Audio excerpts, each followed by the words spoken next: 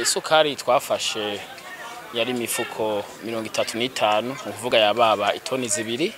Iyo sukari twayifatiye mu Carama kugira ngo tuyifate nuko twaronse amakuru na cyane cyane yuko twabonye yuko amazina ya Nyakabiga abantu bahabwa isukari twasanze atari abantu bo mu Nyakabiga.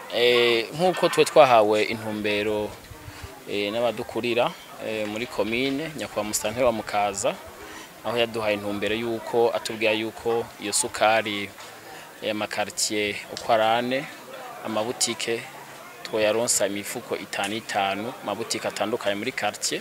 Muca mumva rero yuko iyo sukari yahawe mu mabutike imifuko 5, hama iyindi nayo tuyiha umudandaza asanzwe yari kugo rutonde yarenganijwe, turayimuha nawe nyene arayidandaza.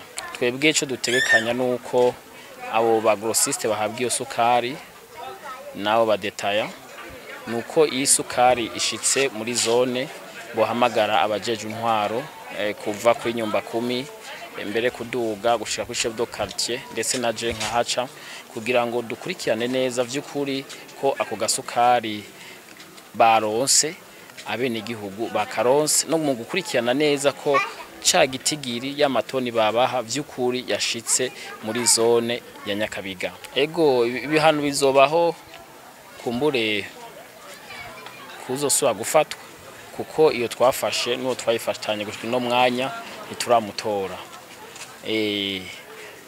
Ntituramutora mugabo mu gihe cyose twamutora ibihano biratekanijwe nkuko amateka bivuga, kuko novuga mbere ko ibihano amaze kubironka mfatiye ku ruhara rwa Sosumo ibihano yabirose uko baramukwe kugo rutonde ntakiri kugo rutonde rw'abantu baronswa iyo sukari yitirira zone Nyakabiga.